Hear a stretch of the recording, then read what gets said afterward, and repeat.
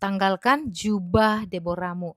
Hai teman-teman, jumpa lagi dengan Makem. Nah, hari ini Makem lagi mau masak dan aku mau masak ikan rebus ini sebenarnya. Jadi aku mau masak dan disambal dulu. Nah, kembali ke topik kita teman-teman, ada kadang-kadang di kita semuanya khususnya buat para ibu-ibu ya. Nah, ibu-ibu ini yang khususnya melayani dan kebanyakannya sih memang kalau ibu-ibu itu lebih tinggi, bukan lebih tinggi sih sebenarnya, tapi lebih aktif seperti itu di dalam dunia pelayanan. Nah, kadang-kadang mereka bisa mendapatkan pengurapan, bisa menjadi lebih hebat dari si suami tersebut. Nah, aku nggak tahu kenapa, apakah suami-suami minder, atau apakah suami-suami merasa tidak layak, atau apakah suami-suami merasa tidak terpanggil untuk berdoa sehingga mereka itu kebanyakannya nggak suka mengambil bagian di dalam doa dan pelayanan di gereja. Nah, ini yang menjadi permasalahannya.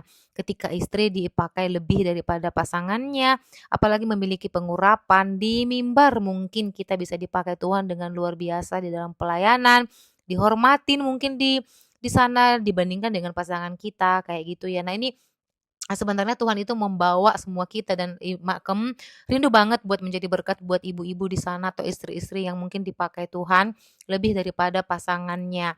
Nah, tetapi sekali lagi di rumah Tuhan meminta kita menjadi sesuatu yang berbeda, bukan memimpin, melainkan melayani. Nah, teman-teman, seringkali kan kita bawa tuh pengurapan Deborah, sebab itu saya pakai tadi, "Lepaskan jubah Deborahmu." Karena dalam konteks Deborah ini, dia yang dipakai dengan luar biasa, padahal padahal pada waktu itu begitu banyak laki-laki ada di sana, ya kan. Ia dipakai Tuhan, ia mendengar suara Tuhan, ia memimpin bangsanya. Tetapi ini menjadi pro dan kontra karena kadang-kadang mereka lupa bahwa mereka di rumah itu harus tunduk, yaitu melayani tadi. Nah, ada satu hal yang penting bahwa Alkitab tidak pernah mencatat Deborah memimpin di rumahnya.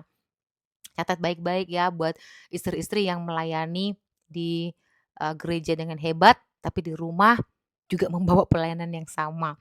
Jadi pelayanan Deborah jelas konteksnya itu untuk bangsa, untuk satu tujuan gitu ya, dan untuk kepemimpinan publik seperti yang sudah diberikan oleh Tuhan seperti itu.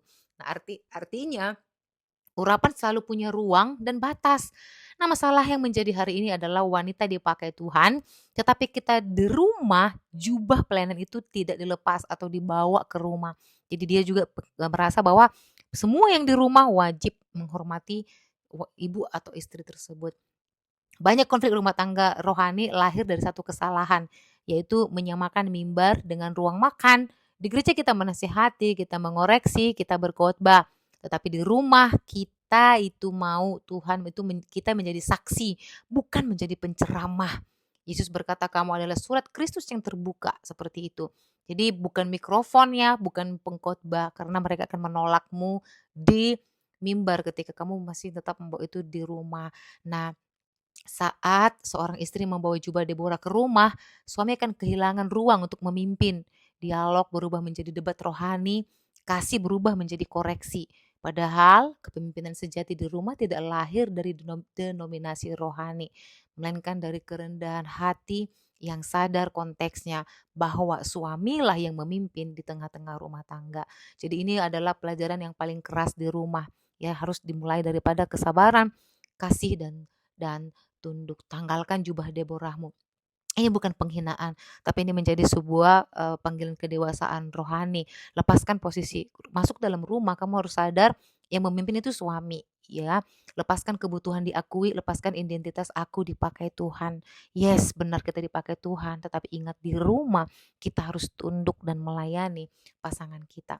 Jadi mungkin di luar kita bisa menjadi Deborah, tetapi di rumah Tuhan memanggil kita sebagai pelayan Tuhan. Jadi yuk buat ibu-ibu di rumah di luar sana yang dipakai Tuhan dengan luar biasa, supaya kita juga dikasihi di rumah. Tidak ditolak pelayanan kita oleh suami dan anak-anak, tetaplah kita melayani melalui perbuatan dan bukan dengan khotbah kita di dalam rumah kita. Sehingga kita tahu posisi kita di rumah, kita menunjukkan kasih dan pelayanan kepada rumah tangga kita.